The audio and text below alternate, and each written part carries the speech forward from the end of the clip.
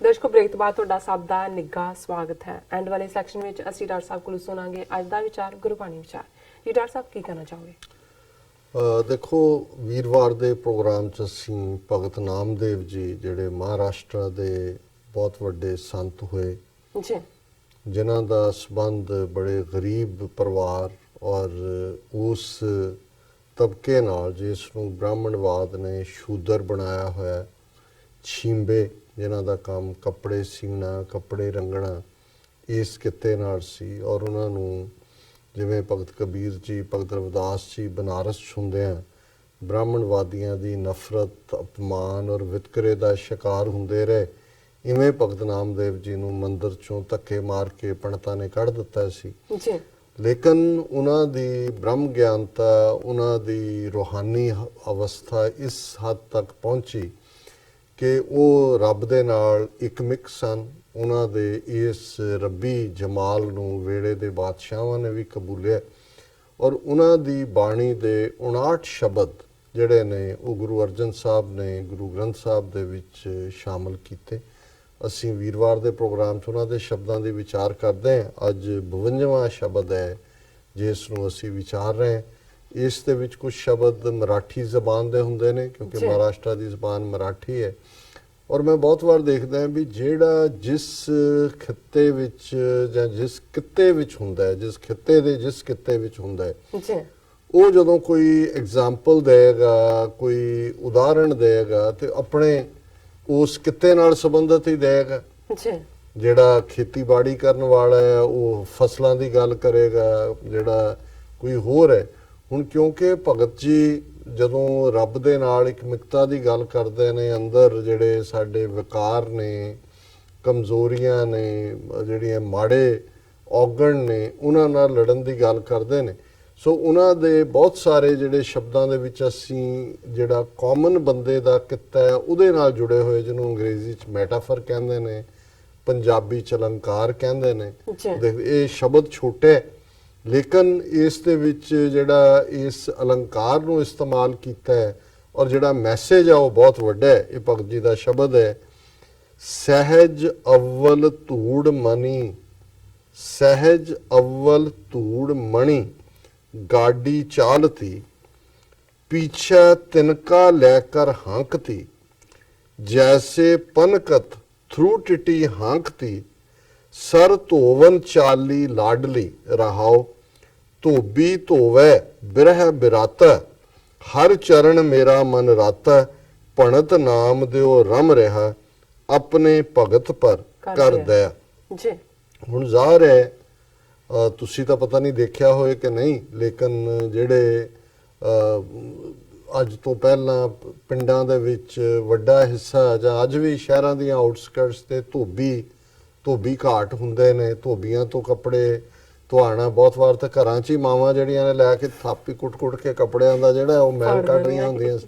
ਲੇਕਿਨ ਜਿਹੜੇ ਥੋੜ੍ਹੇ ਅਫੋਰਡ ਕਰ ਸਕਦੇ ਸੀ ਉਹ ਧੋਬੀ ਵਿਚਾਰੇ ਆਪ ਬੜੇ ਇੱਕ ਗਰੀਬ ਬਸਤੀਆਂ ਦੇ ਵਿੱਚ ਰਹਿਣ ਵਾਲੇ, ਪਰ ਕਿਸੇ ਨੇ ਜਿਹੜਾ ਹੁਣ ਬਹੁਤ ਵਾਰੀ ਤੁਸੀਂ ਧੋਬੀ ਦੇ ਗਧੇ ਨਾਲ ਜੁੜੀਆਂ ਹੋਈਆਂ ਕਹਾਣੀਆਂ ਸੁਣਦੇ ਹੋ, ਕਿਉਂਕਿ ਜੇ ਉਹਨੇ ਕੱਪੜੇ ਲੋਕਾਂ ਨੇ ਧੋਣ ਨੂੰ ਦੇਣੇ ਨੇ, ਉਹਨਾਂ ਨੇ ਧੋਣੇ ਨੇ ਕਾਹਦੇ ਤੇ?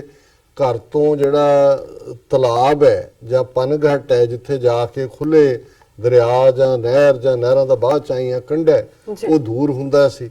ਸੋ ਉਹਨੂੰ ਜਾਂ ਤਾਂ ਗਧੇ ਤੇ ਲੱਦਿਆ ਹੋਇਆ ਤੇ ਜਾਂ ਫਿਰ ਉਸ ਕਿਸਮ ਦੀ ਜਿਹੜੀ ਹੈ ਹੌਲੀ ਹੌਲੀ ਜਿਹੜੀ ਹੈ ਇੱਕ 4 ਪਹੀਏ, ਉਹ ਭਾਵੇਂ ਗਧਾ ਹੀ ਖਿੱਚ ਰਿਹਾ ਉਹਨੂੰ, ਉਸ ਦੇ ਉੱਤੇ ਕੱਪੜੇ ਲੱਦੇ ਹੋਏ ਨੇ।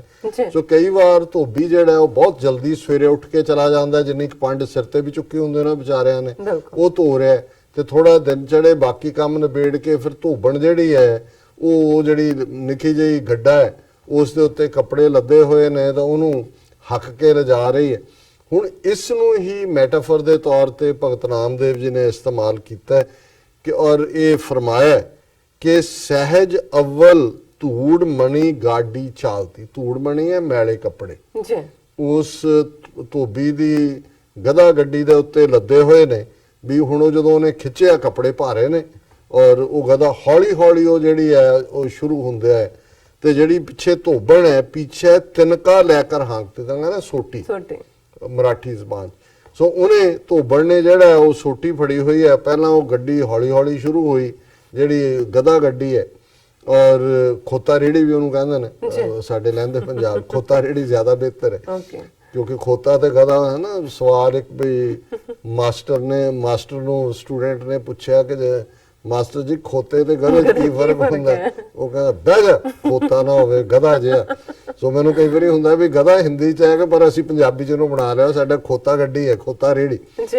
ਪਿੱਛੇ ਤਿਨਕਾ ਲੈ ਕੇ ਉਹਨੇ ਸੋਟੀ ਫੜੀ ਹੋਈ ਆ, ਉਹਨੂੰ ਖੋਤਾ ਰੇੜੀ ਨੂੰ ਹਿੱਕ ਰਹੀ ਹੈ। ਹੁਣ ਕੋਈ ਕਹੇਗਾ ਵੀ ਇਹਦਾ ਕੀ ਸੰਬੰਧ ਹੈ ਰੂਹਾਨੀਅਤ ਨਾਲ? ਉਹ ਤਾਂ ਠੀਕ ਹੈ। ਫਿਰ ਭਗਤ ਜੀ ਕਹਿੰਦੇ ਨੇ ਜੈਸੇ ਪਨਕਤ ਥਰੂ ਟਿਟੀ ਹਾਂਕਤੀ ਸਰ ਧੋਵਨ ਚਾਲੀ ਲਾਡਲੀ, ਕਿ ਜਿਵੇਂ ਥਰੂਟਿਟੀ ਹੁੰਦਾ ਹੈ ਹੱਕ ਕੇ ਆਖ ਕੇ ਉਹਨੂੰ ਉਹ ਅੱਗੇ ਤੋਰ ਰਹੀ ਹੈ, ਕੋਈ ਤਾ ਕਰ ਰਿਹਾ ਹੁੰਦਾ ਜਿਵੇਂ ਬਲਦਾਂ ਨੂੰ ਤੋਰਦੇ ਨੇ ਜਾਂ ਕੋਈ ਹੋਰ ਹੁੰਦਾ, ਪਰ ਉਹਦੀ ਜਿਹੜੀ ਮੰਜ਼ਿਲ ਹੈ ਸਰ ਕਹਿੰਦੇ ਨੇ ਤਾਲਾਬ ਨੂੰ, ਸਰ ਧੋਵਣ ਚਾਲੀ ਲਾਡਲੀ। ਹੁਣ ਲਾਡਲੀ ਧੋਬਣ ਜਿਹੜੀ ਹੈ ਉਹ ਤਲਾਬ ਤੇ ਜਾ ਰਹੀ ਹੈ, ਉਸ ਖੋਤਾ ਰੇੜੇ ਨੂੰ ਹੱਕ ਰਹੀ ਹੈ ਹੌਲੀ ਹੌਲੀ। ਔਰ ਹੁਣ ਇਹਦਾ ਜਿਹੜਾ ਰੂਹਾਨੀਅਤ ਦੀ ਦੁਨੀਆ 'ਚ ਹੈ ਕਿ ਔਰ ਜਦੋਂ ਤੁਸੀਂ ਕੱਪੜੇ ਮੈਲੇ ਦੇਖਦੇ ਹੋ ਤੇ ਕਬੀਰ ਸਾਹਿਬ ਦਾ ਇਹ ਸ਼ਬਦ ਮੇਰੀ ਯਾਦ 'ਚ ਆਉਂਦਾ ਹੈ, ਨਿੰਦੋ ਮੋਕੋ ਲੋਗ ਨਿੰਦਾ ਜਨ ਕੋ ਖਰੀ ਪਿਆਰੀ, ਨਿੰਦਾ ਬਾਪ ਨਿੰਦਾ ਮਹਤਾਰੀ, ਨਿੰਦਾ ਹੋਏ ਤਾਂ ਬੈਕੁੰਠ ਜਾਈਏ। ਹੁਣ ਇਹ ਨਿੰਦਿਆ ਦੀ ਉੱਤੇ ਗੱਲ ਹੈ। ਫਿਰ ਇੱਕ ਥਾਂ ਉਹ ਕਹਿੰਦੇ ਨੇ ਹਮਰੇ ਕੱਪੜੇ ਨਿੰਦਕ ਧੋਈ। ਹੁਣ ਇਹ ਨਹੀਂ ਹੈ ਕਿ ਸਰੀਰ ਦੇ ਕੱਪੜੇ, ਮਤਲਬ ਇਹ ਹੈ ਵੀ ਜਦੋਂ ਕੋਈ ਤੁਹਾਡੀ ਨਿੰਦਿਆ ਕਰਦਾ ਹੈ ਉਹ ਤੁਹਾਡੇ ਵਿਕਾਰ, ਜਿਹੜੇ ਮੈਲੇ ਕੱਪੜੇ ਵਿਕਾਰਾਂ ਦੀ ਰਿਪਰੈਜ਼ੈਂਟੇਸ਼ਨ ਹੈ ਕਿ ਅਸੀਂ ਮਨ ਦੇ ਅੰਦਰ ਜਿਹੜੇ ਕੱਪੜੇ ਪਾਏ ਹੋਏ ਨੇ ਉਹ ਵਿਕਾਰਾਂ ਦੇ ਨੇ, ਨਾ ਪੱਖੀ ਗੱਲਾਂ ਦੇ ਨੇ, ਕਾਮ ਕ੍ਰੋਧ ਲੋਭ ਮੋਹ ਹੰਕਾਰ ਦੇ ਨੇ। ਤੇ ਜਦੋਂ ਅਸੀਂ ਕਿਸੇ ਦੀ ਨਿੰਦਿਆ ਕਰਦੇ ਹਾਂ ਅਸਲ 'ਚ ਉਸ ਦੇ ਅਸੀਂ ਵਿਕਾਰ ਧੋ ਰਹੇ ਹੁੰਦੇ ਹਾਂ। ਤੇ ਇੱਥੇ ਵੀ ਜਿਹੜੀ ਲਾਡਲੀ ਹੈ ਉਹ ਰੂਹ ਹੈ ਜਿਹੜੀ ਰੱਬ ਵੱਲ ਤੁਰੀ ਹੈ, ਤਲਾਬ ਗੁਰੂ ਹੈ। ਔਰ ਇਹ ਮੈਲੇ ਕੱਪੜਿਆਂ ਦੇ ਨਾਲ ਵਿਕਾਰਾਂ ਦੇ ਨਾਲ ਅਸੀਂ ਹੌਲੀ ਹੌਲੀ ਹਿੱਕ ਕੇ ਇਹਨੂੰ ਗੁਰੂ ਦੇ ਵੱਲ ਲੈ ਜਾਈਏ। ਗੁਰੂ ਰਹਿਮਤ ਕਰਕੇ ਜਿਹੜਾ ਸਰ ਧੋਵਨ ਚਾਲੀ ਲਾਡਲੀ, ਉਹ ਸਾਡੇ ਵਿਕਾਰਾਂ ਦੇ ਉਸ ਮਨ ਨੂੰ ਸਾਫ਼ ਕਰੇਗਾ, ਉਸ ਨੂੰ ਧੋ ਦੇਗਾ। ਫਿਰ ਕੀ ਹੋਏਗਾ? ਹੁਣ ਕੌਣ ਹੈ ਉਸ ਥਾਂ ਦੇ ਉੱਤੇ? ਤਲਾਬ ਗੁਰੂ ਸਰ ਰੂਪ ਹੈ ਤੇ ਧੋਬੀ ਉੱਥੇ ਬੈਠਾ ਜਿਹੜਾ ਉਹ ਗੁਰੂ ਹੈ। ਧੋਬੀ ਧੋਵੇ ਬਿਰਹਾ ਬਿਰਾਤਾ, ਬਿਰਹਾ ਬਿਰਾਤਾ ਪਿਆਰ ਦੇ ਰੰਗ, ਬਿਰਹਾ ਵਿਛੋੜੇ ਨੂੰ ਕਹਿੰਦੇ ਨੇ, ਵਿਛੋੜੇ ਨਾਲ ਪਿਆਰ ਹੈ। ਕਿ ਹੁਣ ਜਿਸ ਗੁਰੂ ਵੱਲ ਅਸੀਂ ਇਹ ਕਦਮ ਚੁੱਕ ਰਹੇ ਹਾਂ, ਵਿਕਾਰਾਂ ਨਾਲ ਭਰੇ ਮਨ ਨੂੰ ਗੁਰੂ ਦੇ ਚਰਨਾਂ ਤੇ ਸਿਰ ਰੱਖ ਰਹੇ ਹਾਂ, ਉਹ ਗੁਰੂ ਪਿਆਰ ਦੇ ਵਿੱਚ ਭਰਿਆ ਹੋਇਆ ਹੈ, ਉਸ ਧੋਬੀ ਵਾਂਗ ਹੈ। ਜਿੱਥੋਂ ਤੱਕ ਧੋਬਣ ਨੇ ਰੂਹ ਲਿਜਾ ਰਹੀ ਹੈ ਉਹਨਾਂ ਕੱਪੜਿਆਂ ਨੂੰ ਜਿਹਨੇ ਅਲਟੀਮੇਟਲੀ ਇਹ ਧੋਣੇ ਨੇ। ਹਰ ਚਰਨ ਮੇਰਾ ਮਨ ਰਾਤਾ, ਮੇਰਾ ਮਨ ਵਾਹਿਗੁਰੂ ਦੇ ਪਿਆਰ ਦੇ ਵਿੱਚ ਰਤਿਆ ਹੋਇਆ ਹੈ। ਭਣਤ ਨਾਮ ਦਿਓ ਰਮ ਰਿਹਾ। ਹੁਣ ਰਮ ਜਾਂ ਰਾਮ ਦਾ ਮਤਲਬ ਹੈ ਰਵਿਆ ਹੋਇਆ, ਓਮਨੀ ਪ੍ਰੈਜ਼ੈਂਟ। ਭਣਤ ਕਹਿੰਦੇ ਨੇ, ਕਹਿ ਰਹੇ ਨੇ, ਬੋਲ ਰਹੇ ਨੇ ਭੰਨਣਾ, ਕਿ ਨਾਮਦੇਵ ਕਹਿੰਦੇ ਨੇ ਰਮ ਰਿਹਾ, ਕਿ ਉਹ ਵਾਹਿਗੁਰੂ ਹਰ ਇੱਕ ਦੇ ਵਿੱਚ ਰਵਿਆ ਹੋਇਆ ਹੈ, ਹਰ ਇੱਕ ਦੇ ਵਿੱਚ ਮੌਜੂਦ ਹੈ। ਆਪਣੇ ਭਗਤ ਪਰ ਕਰ ਦਇਆ, ਹੇ ਵਾਹਿਗੁਰੂ ਜਿਹੜਾ ਤੂੰ ਹਰ ਚੀਜ਼ ਦੇ ਵਿੱਚ ਜ਼ਰੇ ਜ਼ਰੇ ਦੇ ਵਿੱਚ ਰਮਿਆ ਹੋਇਆ ਹੈ, ਆਪਣੇ ਭਗਤ ਦੇ ਉੱਤੇ, ਆਪਣੇ ਪਿਆਰੇ ਦੇ ਉੱਤੇ ਦਇਆ ਕਰ, ਤਰਸ ਕਰ, ਰਹਿਮ ਕਰ। ਔਰ ਮੇਰੇ ਇਹ ਵਿਕਾਰਾਂ ਨੂੰ ਜਿਹੜਾ ਕਿ ਜਿਹੜੇ ਵਿਕਾਰਾਂ ਦੇ ਕੱਪੜੇ ਮੇਰੇ ਮਨ ਨੇ ਪਾਏ ਹੋਏ ਨੇ, ਇਹਨਾਂ ਨੂੰ ਧੋ ਕੇ ਮੇਰੇ ਮਨ ਨੂੰ ਕੰਚਨ ਵਾਂਗ, ਸੋਨੇ ਵਾਂਗ ਸ਼ੁੱਧ ਕਰ ਦੇ। ਇਹ ਅੱਜ ਦਾ ਵਿਚਾਰ। ਜੀ ਡਾਕਟਰ ਸਾਹਿਬ ਤੁਹਾਡਾ ਬਹੁਤ ਬਹੁਤ ਸ਼ੁਕਰੀਆ, ਤੁਸੀਂ ਅੱਜ ਦੇ ਅਹਿਮ ਇਸ਼ੂ ਤੇ ਅੱਜ ਦਾ ਵਿਚਾਰ ਸਾਰੇ ਦਰਸ਼ਕਾਂ ਨਾਲ ਸਾਂਝਾ ਕੀਤਾ। ਆਪਣੇ ਵਿਊਅਰਸ ਕੋਲ ਨੇ ਇਜਾਜ਼ਤ। ਵਿਊਅਰਸ ਤੁਹਾਡਾ ਬਹੁਤ ਬਹੁਤ ਸ਼ੁਕਰੀਆ, ਤੁਸੀਂ ਆਪਣੇ ਕੀਮਤੀ ਸਮੇਂ ਵਿੱਚੋਂ ਸਮਾਂ ਕੱਢ ਕੇ ਸਾਨੂੰ ਆਪਣੇ ਰਾਏ ਤੇ ਸੁਝਾਅ ਭੇਜੇ ਨੇ।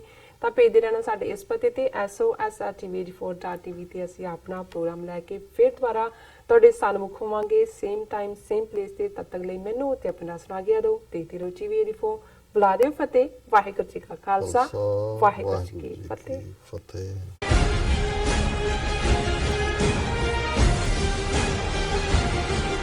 ਗੁਰਦੁਆਰਾ ਸਿੰਘ